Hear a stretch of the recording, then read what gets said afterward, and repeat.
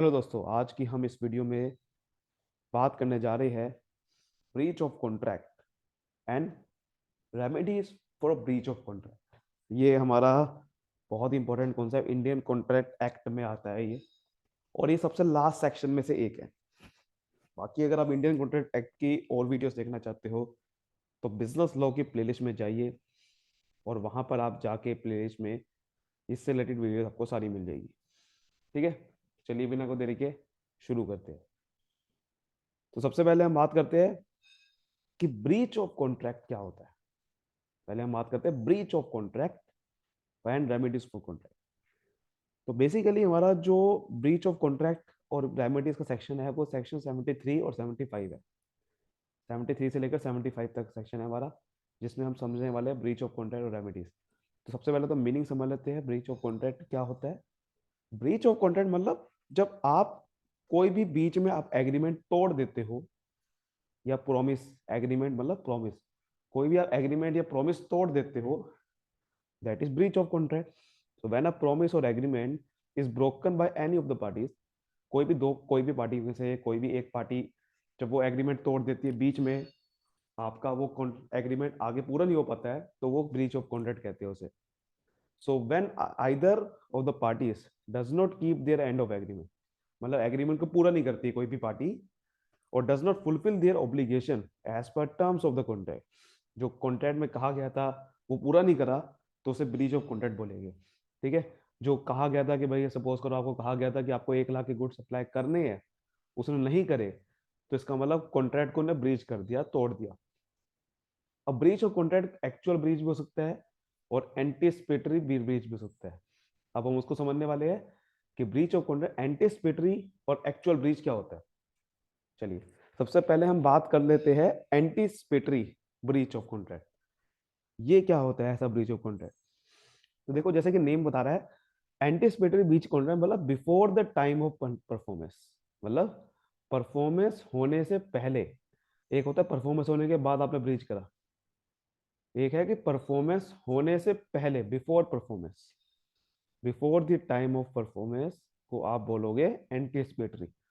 So if a promisor, जिसने promise दिया है, denies to perform his promise, मतलब प्रॉमिस होने से, परफॉर्म करने से पहले ही उसने डिनाई कर दिया, मना कर दिया, and signifies his unwillingness before the time of performance, मतलब आपको परफॉर्मेंस करनी थी, उससे पहले ही मना कर दिया उसने कि भाई मैं आपका परफॉर्मेंस नहीं दे सकता, आपको अपना प्रॉमिस पूरा नहीं कर सकता, तो उसे बोलेंगे एंटीसिपेटरी ब्रीच। एग्जाम्पल आपके सामने लिखे हुए हैं, तो देखो एग्जाम्पल क्या लिखा हुआ है। जैसे कि पीटर कॉन्ट्रैक्ट में एंटर हुआ जॉन के साथ 30 मई 2018 को। तो इस कॉन्ट्रैक्ट में क्या था कि पीटर को ना हाउस बेचना था जॉन को, provided he receive a token amount of 5 lakh. 5 lakh मिलते ही अपना हाउस बेच दोगे। मैं, पीटर कह रहा है कि मैं आपको, पीटर ने प्रॉमिस किया कि जैसे ही 5 लाख मिलेगी मैं आपको हाउस भेज दूंगा from John to John, on or before 30 June, 30 June 2018 से पहले पहले मैं आपको 5 लाख, मतलब आपको हाउस भेज दूंगा।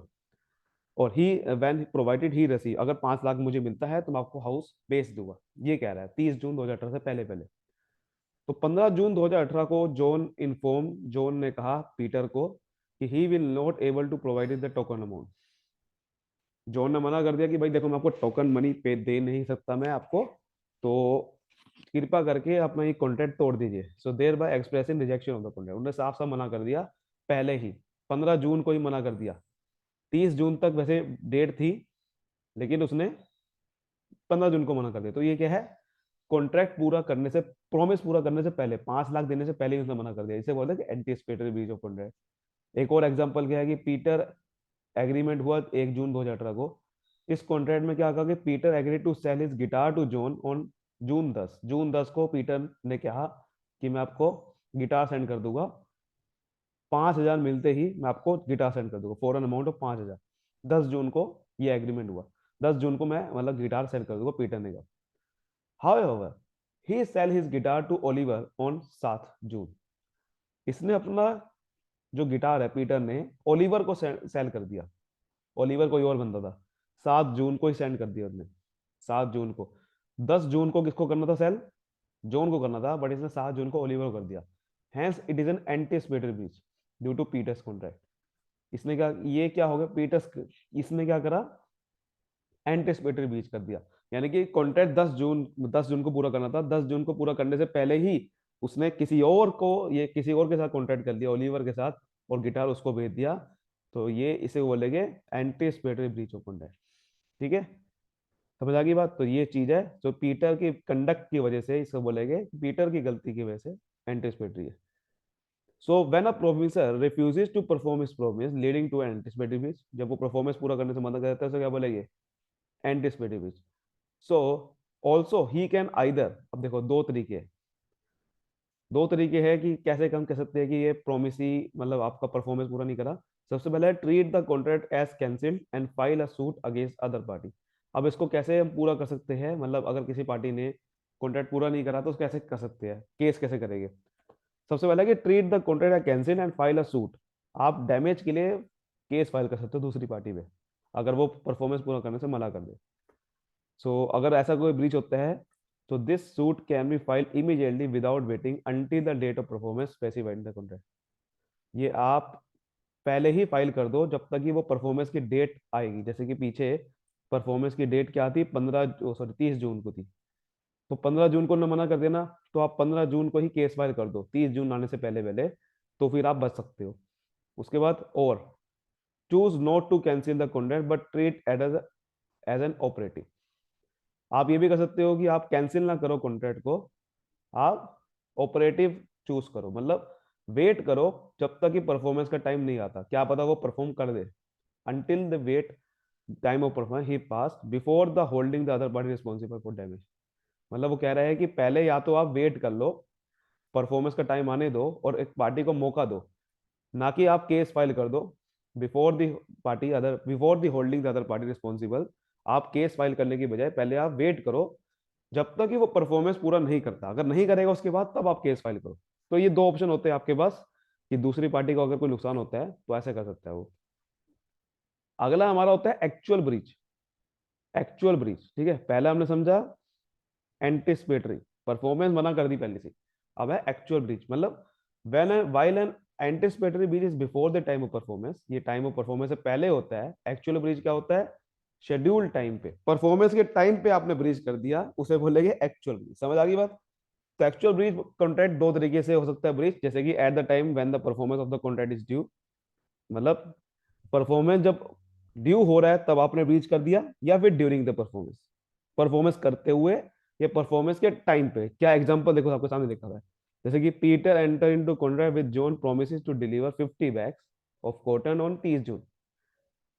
However on the schedule day, यानी कि 30 जून को उसने डिलीवर करने से फेल हो गया, वो मना कर दिया, एक तरह का फेल हो गया, डिलीवर नहीं कर पाया। इसे बोलेंगे एक्चुअल ब्रीच कि 30 जून को वो नहीं कर पाया। उसमें क्या था, एंटिसिपेटरी में 30 जून से पहले ही उसने मना कर दिया कि मैं नहीं कर सकता। यहाँ पर 30 जून को नहीं कर पाया, इसको बोलेंगे एक्चुअल।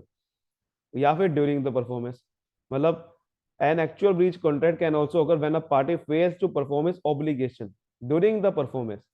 मतलब ये है परफॉर्मेंस करते हुए 30 जून आ गया, कर रहा था परफॉर्म, लेकिन उसके बाद वो ब्रीच हो गया during the performance, this refusal can be express in words और बाय एक्शन। कि वो परफॉर्मेंस दे रहा था लेकिन उसने एकदम परफॉर्मेंस देते हुए मना कर दिया कि यार मैं नहीं कर पा रहा हूँ, छोड़ो, मैं नहीं कर पा रहा हूँ। ठीक है, तो ये चीज होती है एक्चुअल ब्रीच। तो यहाँ पर आप समरी दे सकते हो, बहुत अच्छे से लिखी हुई है, टेंशन मत लो।